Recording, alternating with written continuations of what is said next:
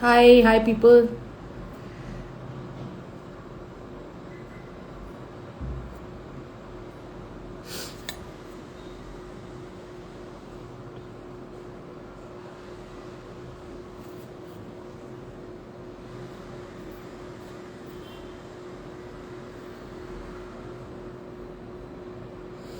Hi everyone.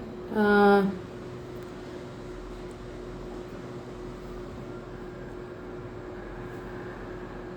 Thank you for joining in on Saturday morning. We are in for a very interesting session today. So I'm just trying to get Shruti in.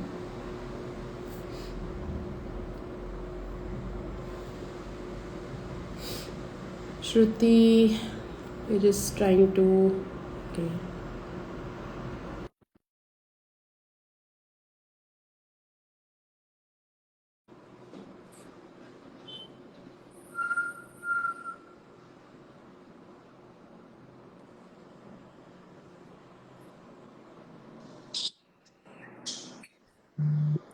Hi, Hi, Shruti. hi. Great. So you can hear me and see me and everything, right? I can hear you Awesome. very well. Awesome. So we'll just wait for another 1 or 2 minutes because we'll start right on time Sure. if people join in. Yeah. Uh, but how have you been? Thank you so much for joining us on a Saturday. That's okay. I actually was looking forward to this because it's a very important topic and a lot of people need to know about it. Right. Yes. And Yeah. if someone can learn from my experience, it'd be great. So, Yes. Yes. Absolutely. Um, cool. Okay. So hi Prajakta, hi Rutvi, hi Prabhu, hi Sanket. Thank you so much for all of you who are joining in. Um, so we'll start banging in a minute. And just start with a few introductions about who we are for people who are new to Simply Sport. I'll just give a brief introduction and then we'll get on with the session today. Hi Anil, hi. Thank you for joining. Hi Kathy, Soham, Sonia. Hello everyone. Hello. Great. So it's 11 a.m. and Simply Sport is always on time. So we're going to start right at 11.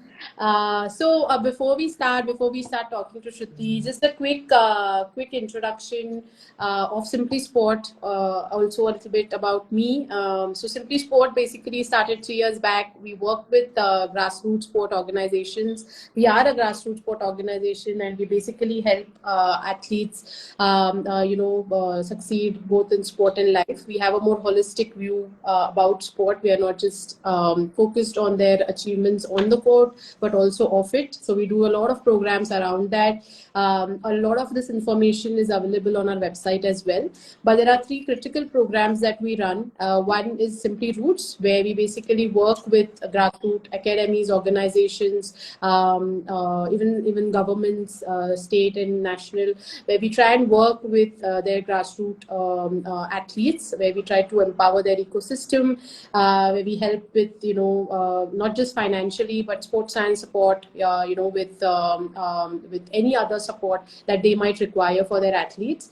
That is Simply Roots. Then we have another program called Simply Smiles, which we just launched a few months back. It's about mental health. The idea here is to empower the coaches. We have workshops with the coaches to help them understand how to kind of recognize symptoms when an athlete is going through any kind of mental health crisis, because they are the first point of contact. So this is a workshop that we do, and we've almost reached 100 odd coaches in the last few months through this workshop. Um, and today, we are here for the Simply Periods initiative mainly.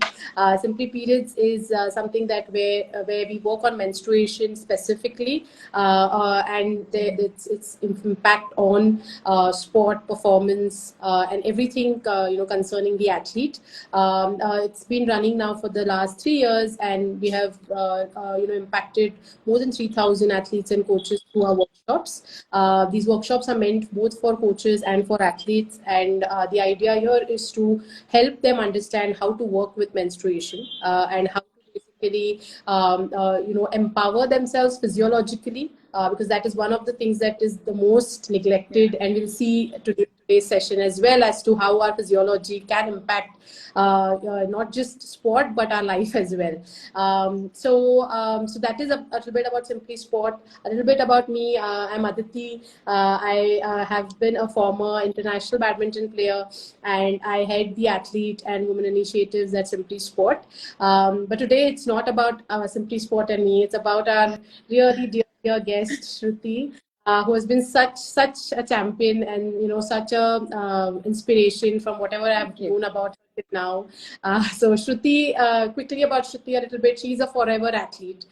She told me that she's been an athlete forever, and she wants to be an athlete forever. But professionally, currently, she is an architect.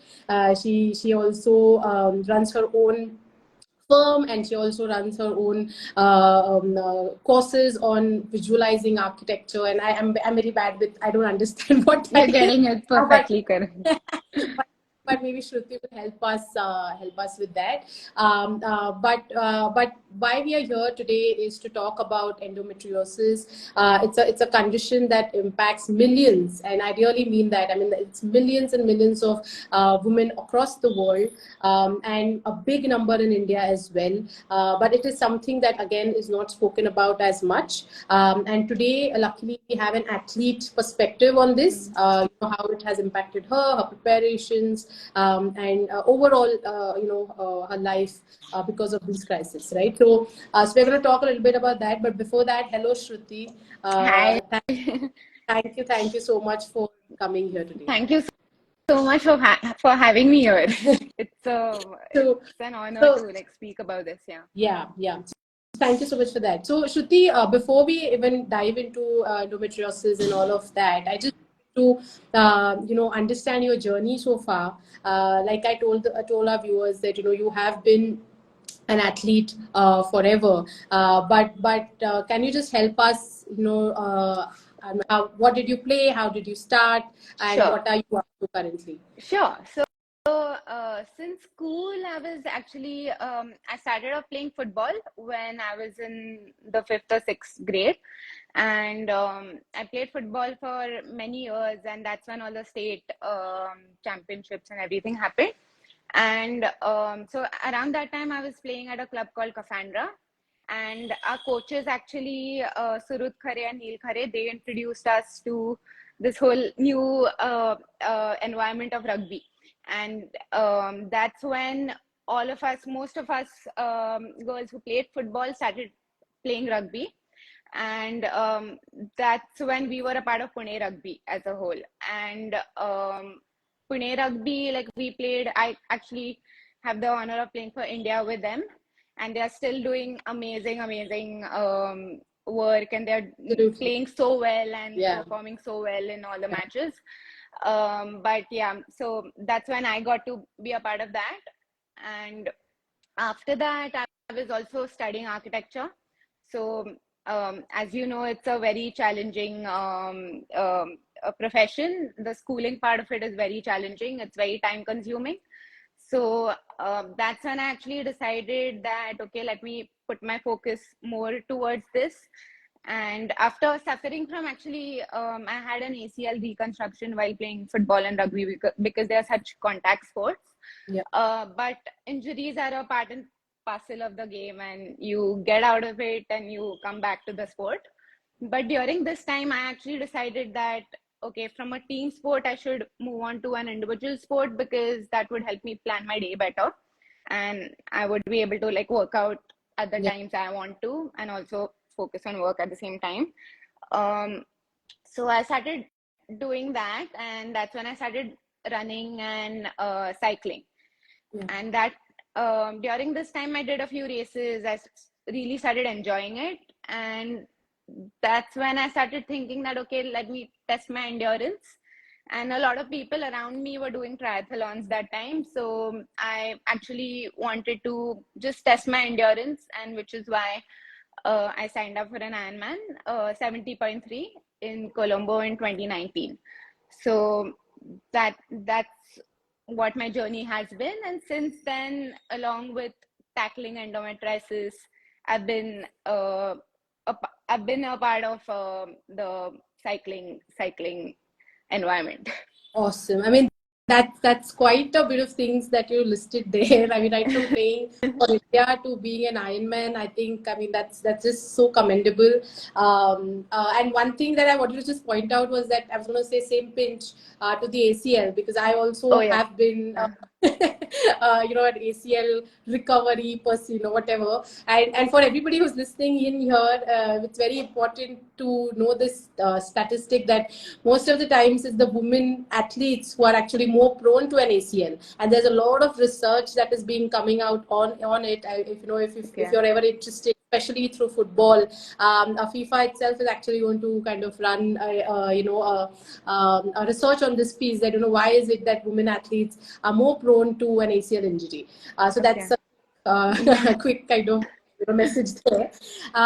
But now I think you've illustrated such a quite kind of a long journey with sport, and so when did you first see some signs of endometriosis? When did that start for you?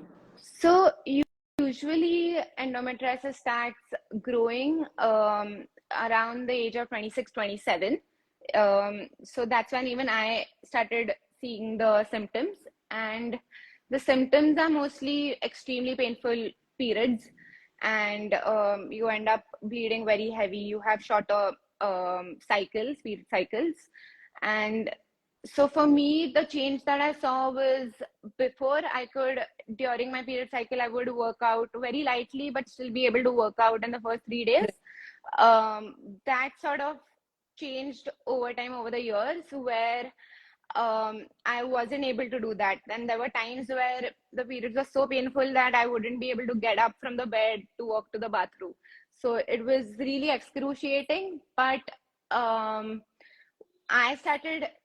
actually cursed myself a little bit for that, that I was ignoring the fact that the pain was so much, and I started taking in a lot of painkillers and all kinds of therapies. Actually, I tried everything, but not thinking that, okay, I should go to the doctor, and maybe there is something that is wrong. And so that went on for a while. And also because I was coming from an athlete perspective, I used to tell myself, no, like, your tolerance level can't be so low.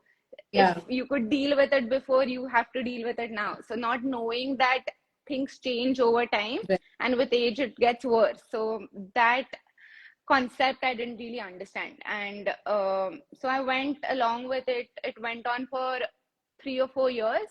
And of Shruti, course, just one thing before we go further in. Can you just explain what is this condition? I mean, like if somebody is kind of new for our audience, like, Sure. what is endometriosis? So basically, around the uterus, the uterus has its own lining, right? So this lining is made of a tissue. So what endometriosis does is it creates this tissue outside of the uterus. So basically, it can be in the form of cysts or smaller, fibroids in a way. So they can sort of be around your uterus area or near your ovaries, or sometimes in really bad conditions can actually travel all over your body internally. So that is a very complex situation when that happens. And the symptoms, as I mentioned, is it's a really painful periods, heavy bleeding, short cycles. So basically, all of that. If we have to just, sum it up in an easy way for people, it is basically like a unnatural kind of growth of the lining, which in places where it's not supposed to grow. Right? Is that close to what you're saying? Not normal. I wouldn't say it's not natural, but usually. But the growth of the lining is a little unnatural, right? It's in a place it's not supposed to be. Right? Yeah. You can say that. Okay, perfect. Sorry. So I think what you were saying was that you were kind of the pain started getting worse and worse as you aged, and you kind of thought that it's just about your tolerance levels that is causing. I mean, you have to just push yourself and you're going to be okay, right? I think that's where we when you were explaining your condition. Yeah. So when was that? When did the switch happen? Like, when did you tell yourself that no, this is not helping me, or this is not normal? And when did that switch in your head happen?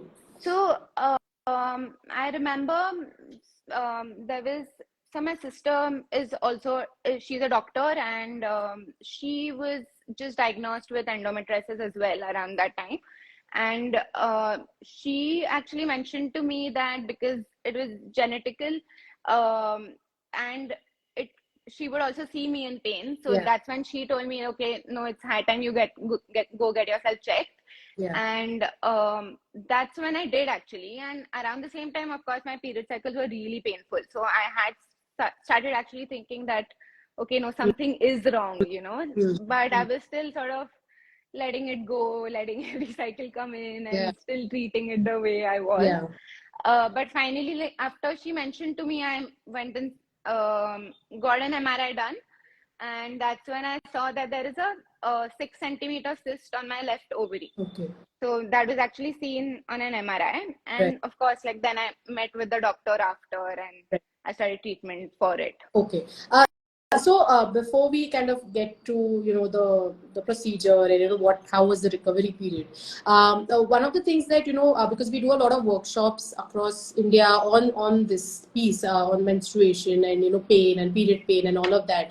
One of the things that has always come out very strongly in all of these workshops is period pain. I mean, I Yeah. think there are very few athletes who actually say कि कुछ नहीं होता, we are absolutely fine. This is one of the biggest symptoms that sort of comes out. And one of the things that I wanted to ask you about was this whole idea of bleeding more, right?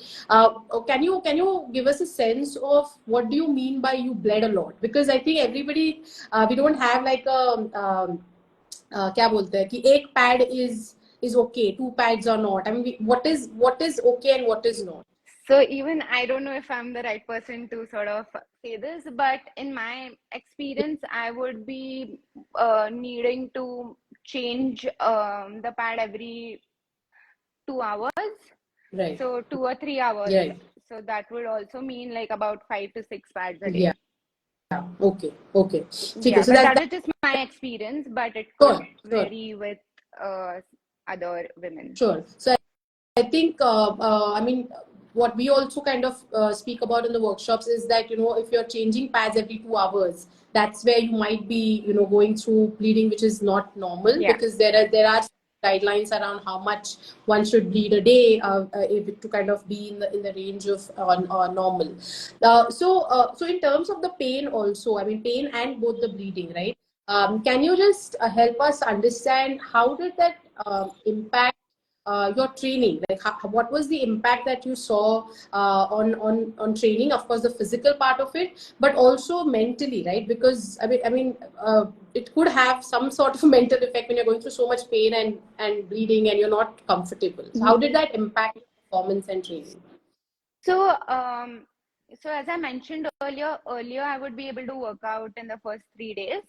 Right. That sort of changed. And with endometriosis, because I had a very short cycle, I had a 21-day period cycle, which would also mean Yeah.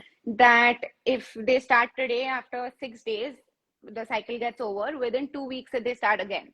Wow. So Yeah. I would only get 2 good weeks for training in Mm, between. mm, mm. That was really taking a toll on me physically and mentally, because Yeah. I would want to really focus on the workout part of Yeah. it and really grow in terms of workouts, but it wouldn't let me, because the moment the third week is over, I would again be in excruciating pain, and then there would like be that gap again of 4 to 5 days, because Right. I just wasn't able to move that time.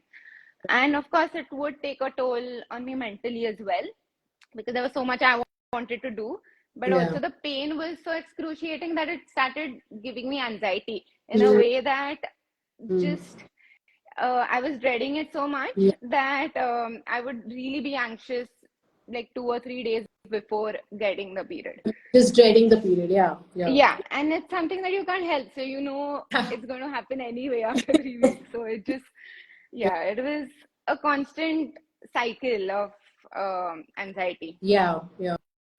One of the things about pain, especially that we have seen, is that, I have been an athlete as well, and I always had the first 2 days were always painful. I think one of the athlete psyche here, the way we work, is this whole idea of not accepting Yeah. period pain, something that is okay to be excused for, right? I mean, I think we look at it from the point of view of a weakness, that agar Yeah. हमने बता दिया oh, there is pain and that's why we're not training, it's going to impact the way our competitors look at us or our teammates look at us. So did you go through that thing a lot in terms of looking at it as a weakness rather than just a part of your Y- body and part of y- your experience? Yeah, I did that actually, and it's a big mistake that I did actually, because that's what made me suffer for three years. Yeah, I would have actually met with the doctor before and gotten treatment for it. right.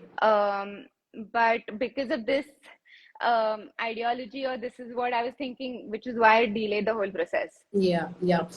And another thing about this phase that I wanted to ask was that while you were going through this pain and the anxiety and everything that you spoke about, was it easy for you to talk about it, maybe to your coaches or especially to the opposite gender? Because one of the things that also comes up a lot in workshops is हमारे सब coaches male होते हैं, and then we are not. I mean, हमको बात ही करने को मतलब we get scared, or we're not comfortable.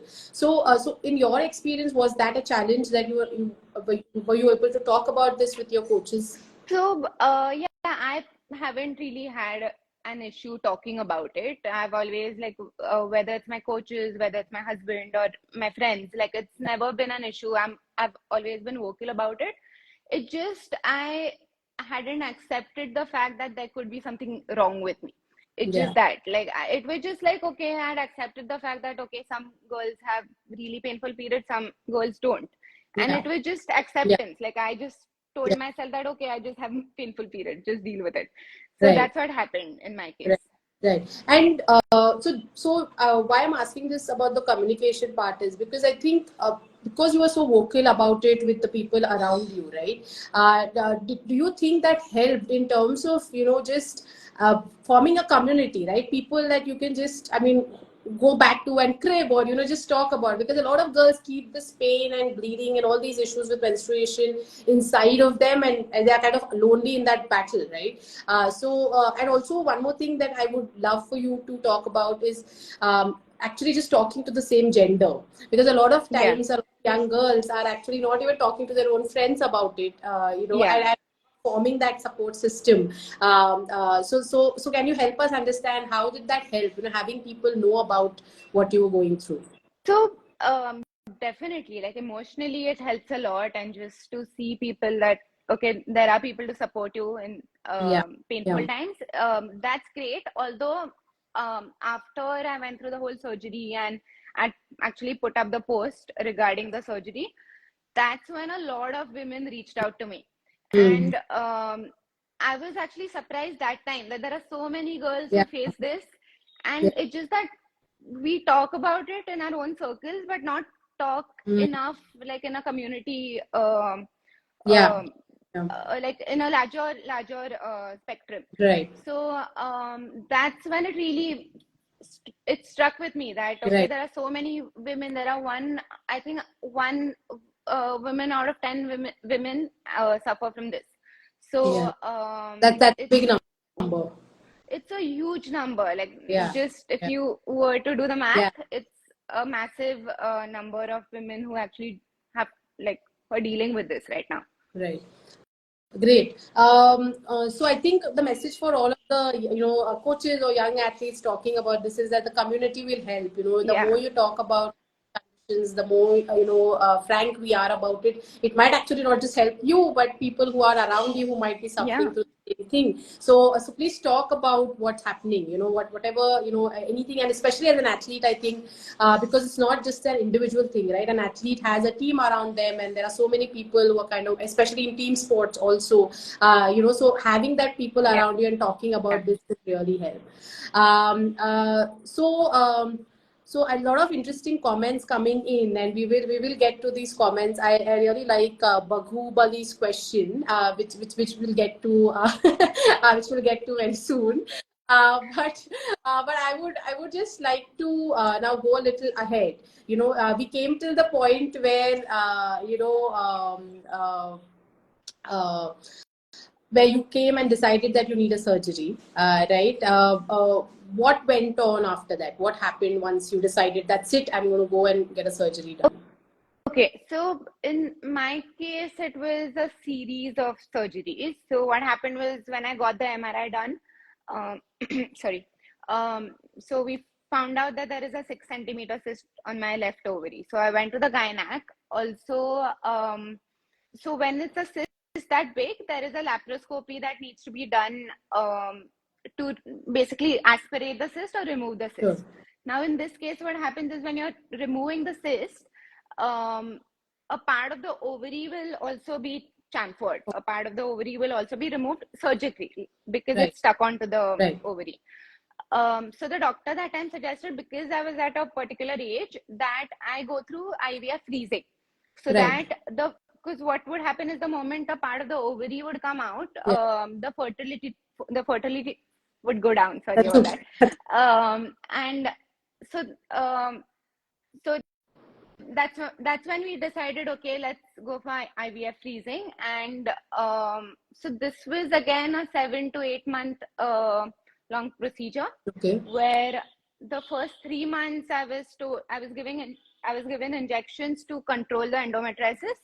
Right. And after that, they had to reverse the entire process, where they increase the fertility by giving hormones. Right. And this is a period where you have to go daily to the hospital, take like all these injections, Right. do an internal ultrasound for 14 days. Right. What this does is it reverses the cycle, and to make you extremely fertile, to basically pick up your eggs. Okay. So this is the entire process. Okay. In my case, what happened was the hormones actually flared up the endometriosis so much that the 6 centimeter cyst that was there, it grew to 10 centimeters. Oh. So you can imagine the kind of pain that caused. It was already paining so much with a 6 centimeter cyst, but Yeah. it just grew in size now. So that was a really painful time, because Yeah. then we went to after the procedure, we went to the hospital again, and that's when they decided, okay, it's grown so Yeah. much with the hormones, we need to aspirate it. Right. Aspirate meaning taking out the liquid from the cyst and draining it out of your body. Right. So that's what they Right. did. And this was again a laparoscopy. So it's a 2 day, it's a very short surgery, and you come back home in 2 days. Right. So the surgery went well, and I came back home, and I was still sort of getting fever, and this fever would be like 103 thrice a day. So there was definitely something wrong with me, and there was some infection. Right. My body, there was some infection my body was fighting. Right. And I was also getting blood tests, and the blood tests came out to be really bad. And again, we were told, okay, get admitted in the hospital. And then again, 2-3 days went by doing scans, and the doctors had to be sure, like, where the infection is. Is it the cyst? Is it something else in the body? Right.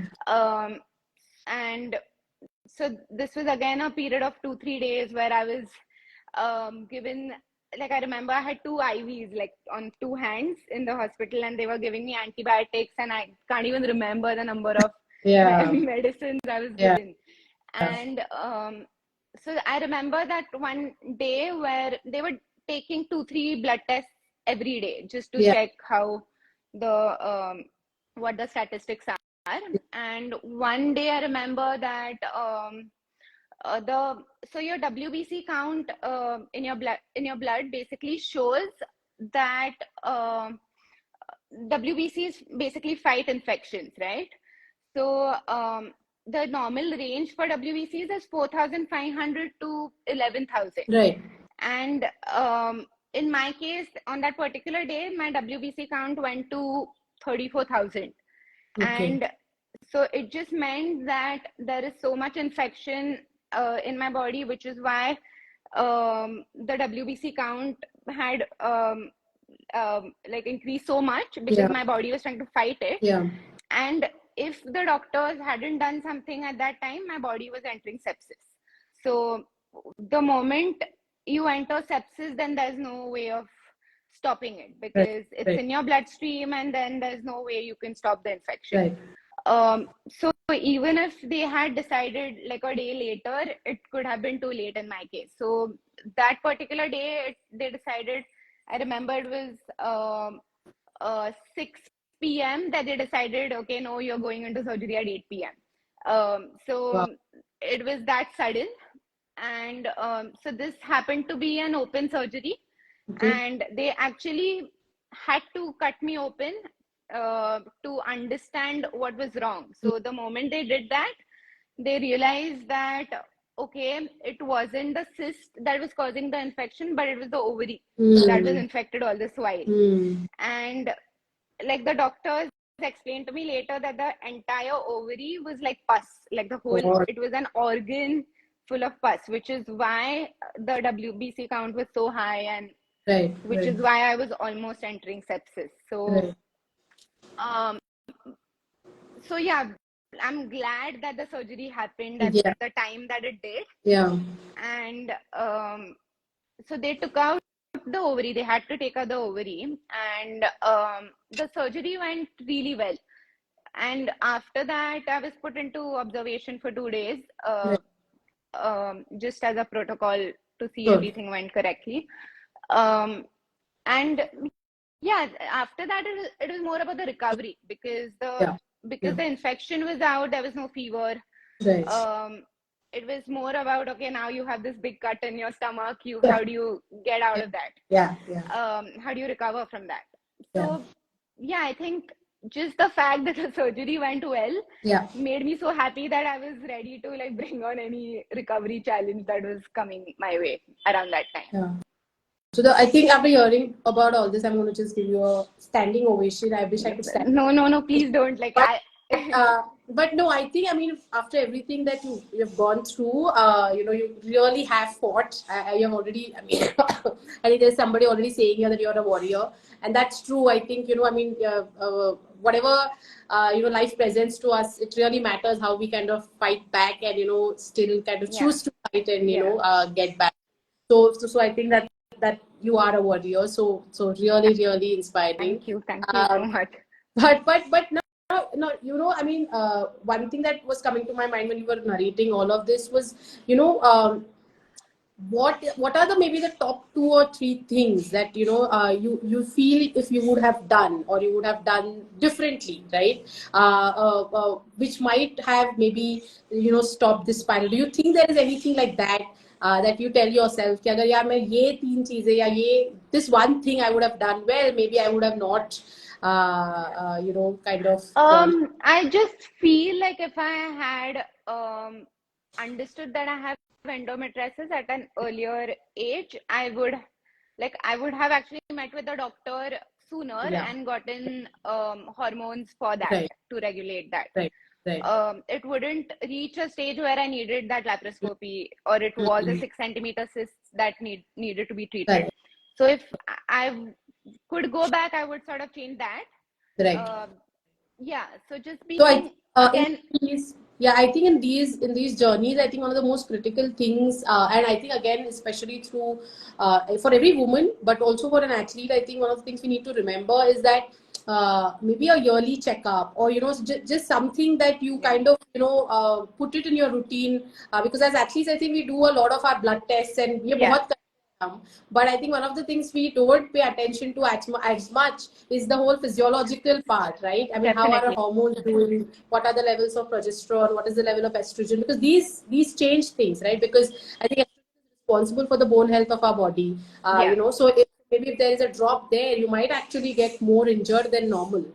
So so many things that are related to the way our hormones work. So maybe an annual checkup just on the gynecological Definitely. front of our body, might help us, kind of mitigate this earlier rather than later, right? Um, Yeah. uh, so, um, so I think, I mean, we have kind of covered, what happened now, and I think one of the most critical phases of this is going to, of course, be the recovery part, right? So we would love to hear about what was the recovery process like for you, but also after recovering, how did you push yourself to get back to the grind of being an athlete that you always want to be? Uh, I'm gonna have to think about that a little bit, but I don't see any other way. Like there is like emotionally, I feel like I would always want look forward to okay, what's next. Right. So there wasn't like any choice I gave myself. Like okay, it had to be done. Like you have to go through recovery. You Yeah. should sign Yeah. up to get a new experience. So Yeah. that wasn't a choice I gave myself. But the recovery was more about giving myself the time, Yeah. building up core strength. So I'm working with a gym trainer. I also have a cycling trainer. Nice. So they all help me in this recovery process. Process. And also along with that, I'm on hormones Yeah. again. And apart from that is like I watch my diet.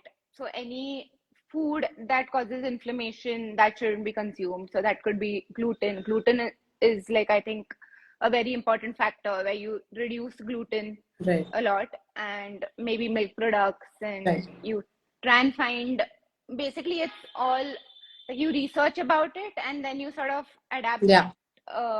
that kind of lifestyle Right. into your own Right. routine, and you see what is working for you and what is not. Right. Right. Okay. So there's a lot of, I think, experimentation and, Yeah, again, research your doctors, figuring out what best works for you, yeah, but positively actually doing that every day, right? Because that also I think is important. yeah, So अगर yeah. नहीं खाना है, that I think discipline can go a long way. So now that once you started the recovery process, did you get back to sport? I mean, did you? And I'm not sure about the trajectory of things in terms of the Ironman. Did you become an Ironman after this, before No, this? so Ironman was actually Okay. before.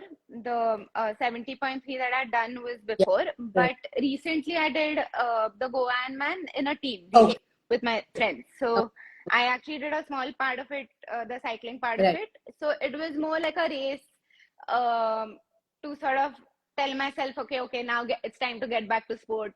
Now Right. all the Right. bad things are over. Now you can get back.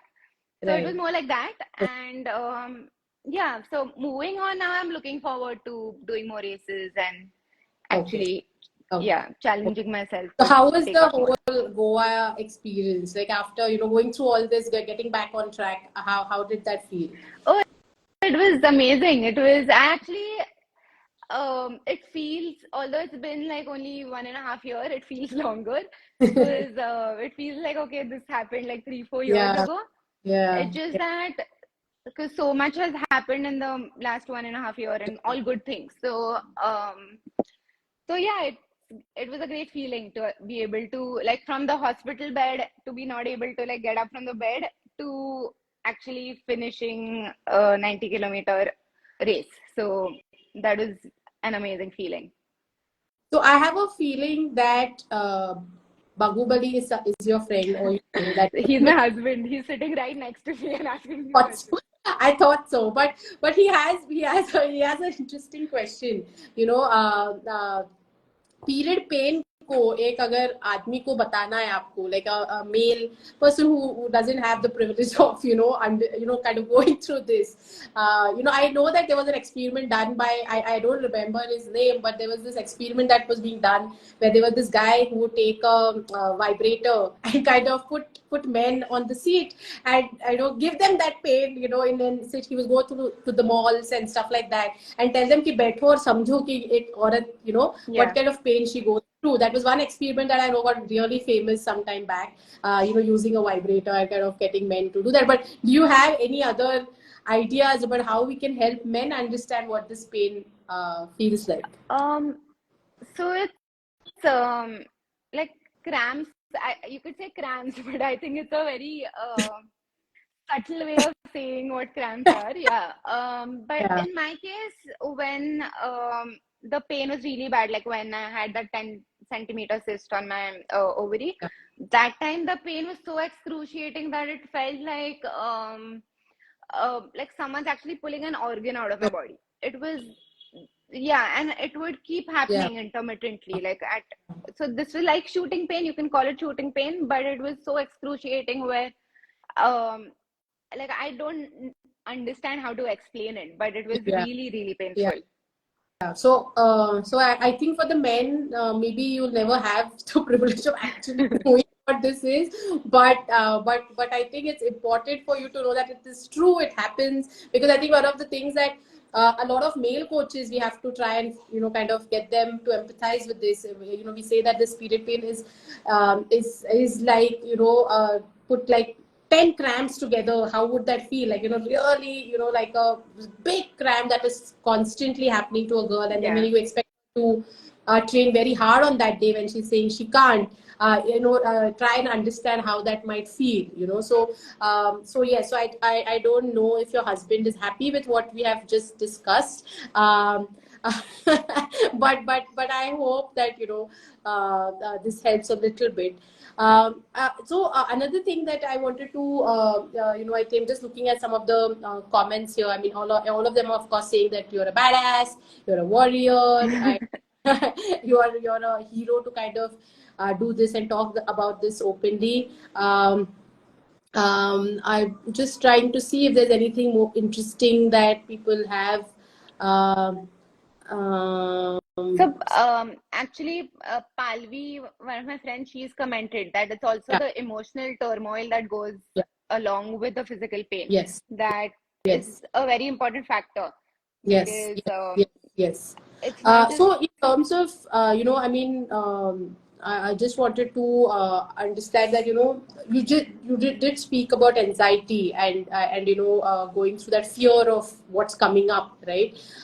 So did you ever feel the need? I mean, was there any strategies that you used to, not have that? How did you combat the emotional or the mental part of this? Because for a pain, sometimes you take a painkiller or you do something like that, but how do you cope with what goes in? Because I know that, I mean, endometriosis is much more serious, but a lot of athletes have issues with just the PMS part of it, or just being anxious before a period, not at the levels at which maybe you were. But I'm just, did you use any strategies for that at all?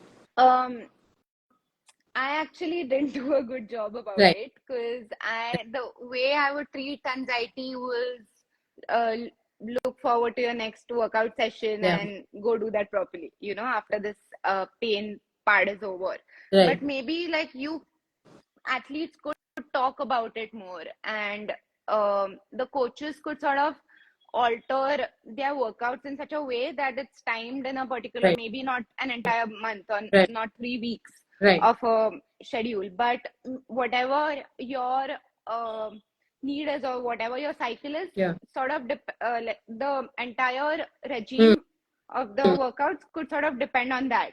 So Right. it might Right. also mean that it's to be altered for different women, Women. because of course the time frames would be Right. different. That Right. is something that could be done, Right. um, so that you do give your body enough rest on the days that you actually get your Going period. through that. Yeah. So I think, I mean, again, the main part here will again be just the idea of communication, right? It's not, again, as an athlete, you can't just kind of know that this is happening and not tell the people who are kind of planning your training and all of that, Yeah, because if the more you keep it in, the more they're never going to know. And like, your husband has already said, we don't understand this pain. So at yeah, least just tell them that you're going through this and these are the days where you want to rest. yeah, Maybe they will listen. I yeah. don't think anybody wants to harm you. So maybe talking about this as a female athlete will help. So I think Palvi is also saying that it takes on an average of 7 years to diagnose endometriosis. And because everyone struggles with different symptoms, it's very hard to figure. So that's an interesting insight there, because I think again with menstruation, one of the critical things to understand is that the experiences are so varied and so different for every woman. Right? For some, it's maybe just bleeding and no pain, or for some, it's more pain and absolutely no bleeding. For some, it's both. So I think, and also I think one of the critical things that I have also understood about going through this whole journey is that the cycle keeps changing, Yeah. right? It's not about if you had something like especially after a pregnancy, because I also am a mother. Okay. Especially after pregnancy, I think my cycle really shifted.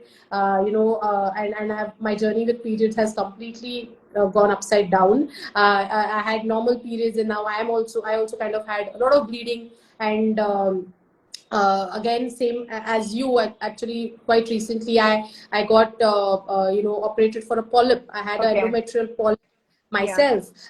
And I would like everybody to know that, I mean, it's not that you've had a normal cycle forever, so it's always going to be so. And once I got the polyp out, I'm much more. I never had pain, but I had a lot of bleeding, absolutely abnormal bleeding, and that happened after my pregnancy.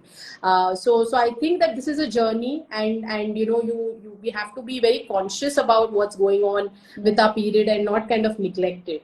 Also, one more thing that I wanted to quickly ask you is that uh, for things like endometriosis and stuff like that, what are some of the key things that you think might help, as an ecosystem, like, because you also are a runner and an athlete, what are some of the key things that you think might help all of us in this ecosystem to to avoid, or to at least, if we can't avoid it, to mitigate it? Like, what would be the key things that you would suggest? Um, so as you actually Yeah, mentioned that do yeah, regular checkups, yeah, like annual checkups, I think is a must. yeah. And then awareness Mm. through social media. I think Yeah, the talk today, like more yeah, talks like these would yeah, definitely help people yeah, understand that this is a condition yeah. and you should sort of watch out for this as well Mm. Mm. if you have the signs Yeah, of this. And apart from that, just like I feel talking about it with yeah, openly, yeah, like be it your friends, be it your coach, be it your team, yeah, even in a team sport, maybe like if you have physio clinics, yeah, incorporate that as well with yeah, this. yeah, Um, so maybe that could help. Having camps yeah, um, about this would also help, like maybe in the rural areas, yeah, would help spread the awareness yeah, definitely. yeah. Great. So I think we will need to kind of do many more of these sessions. Maybe get in more experts. To talk about how all of this works, because I think period pain is one of the most Neglected. least kind of taken Yeah. seriously seriously things in the universe, and we are mostly told to kind of just bhul jao, it's just 2 days. We Yeah. always kind of something that we have been told to kind of just ignore, like I call it a hitchkey a lot of times. It's just that aati hai jati hai, so don't pay too much attention, right? So I think for all the girls and for the men, the coaches, everybody who's listening in, let's get more aware about the physiology part of a woman. I think it's fascinating, actually. The more you understand how a woman's physiology work, it gets more and more fascinating. But just to keep ourselves aware, take the first steps in terms of, especially if you're working with women athletes, young athletes. I think it's very, very important to know this part of their story very well, so that you can do a responsible job, of helping them out. So just let's talk about this more. Let's educate ourselves more in the right way from the experts. Not everything on the internet is right. Yeah, That is another mistake. that is true. Yeah. Yeah, a lot of girls make that mistake that यहाँ पे ऐसा लिखा है, तो it might be true. So the internet is not your last kind of resort. It's always a doctor. So always get your resources right, and make sure it's a doctor. So I think, Shruti, thank you so much for coming out and speaking to us. I think it will help whoever joined us, they will of course get benefited, but I will of course have this on our page forever, so people who might see it afterwards, and we're going to also circulate it across our networks, from Calcutta to Bihar, everywhere, so that girls can see this video. Yeah, that'll be amazing. Yes, so we're going to make sure it reaches as many people, at least in our network. But thank you again, for being you, actually, for being a survivor, for being a fighter, for getting back to on the on the field already, and running that marathon. I think it really helps young girls to see that this is possible. So thank you so much for coming in. Thank you so much. Thank you. Thank you. And all the best with everything. Thank you for everyone who has joined. I think there's so many people who joined today. So thank you so much for joining in. Please let us know if you want us to do anything more in terms of these talks, or, you want us to kind of deep dive into any of the subjects that you heard of today. We'll try and see what we can do. But thank you for everyone who's joined in and for participating. And again, thank you, Shruti. Thank you so much. Thank you. Thank you. Thank you so much for having me. Thank you. Have a good day. You too. Bye-bye. Bye. Bye. Bye, everyone.